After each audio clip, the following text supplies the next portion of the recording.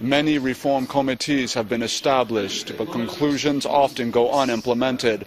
Understanding this, a national public hearing on constitution and electoral reform commences behind me, and the chairman assures that this effort is unlike any other. Chairman of the committee, Senator Ken Namani, says the move to make the body's conclusions an act of law rather than unimplementable documentation separates it from previous commissions. The National Assembly is not a rubber stamp, and the executive branch of government cannot be said to be a rubber stamp. So they will think out it. So many of the members here of this committee are veterans in political warfare. Or if you're a professor asked to do this assignment, yes, you can do it from the theoretical standpoint. You may not have had the practical experience. A senior advocate offers dissenting opinion. Nothing will come out of this, your assignment. It will be shaved off by political vampires, those who do not want this country to move forward. After the early fireworks display, the hearing begins in earnest. The Constitution should be amended to reduce the age for qualification of contesting election. We want 25 years for State Assembly and House of Representatives.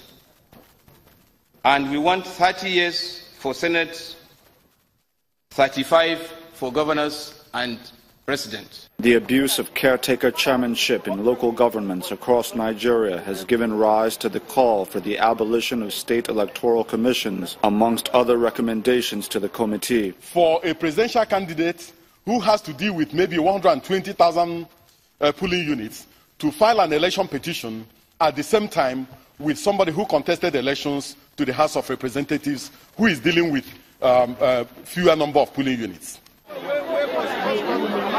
While some participants advocate the establishment of an independent election offenses tribunal, others say that amending current processes will suffice.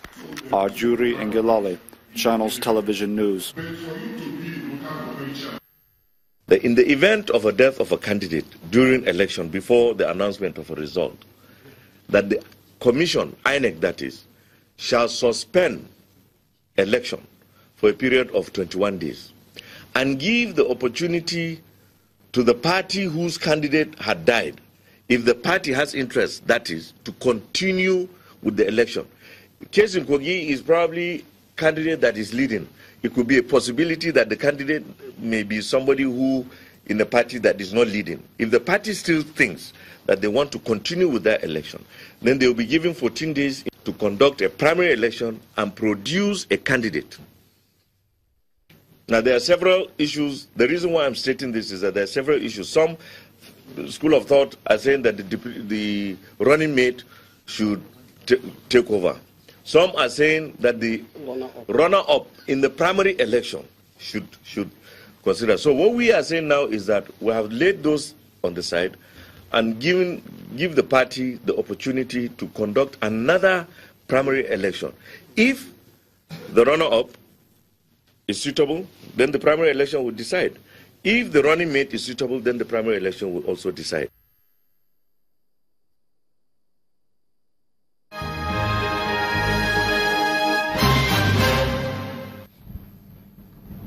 Welcome back. So we're looking at INEC's electoral reforms. Let's go to our studio in Abuja before we come back to Lagos.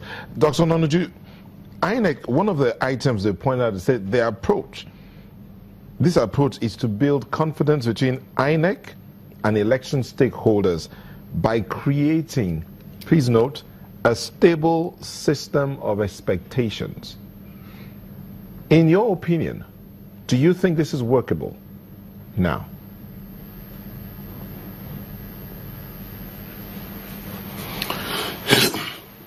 Thank you.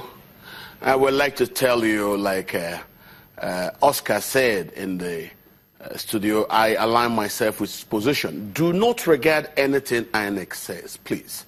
Don't get deceived. Where you actually should be looking at is the amendment by the Senate that actually would allow us to implement, for the first time, biometric implementations, bringing the elections into the digital age.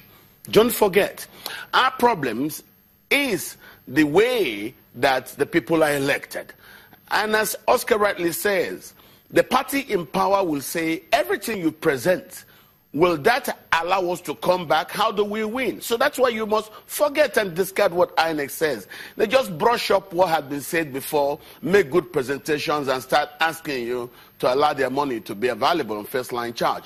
The important thing in this, for me in all this, is the historical amendment by the Senate, allowing digital implementations for us to take modernity into the electoral process. That's what we've never done. So for me to look at that, that means we will now have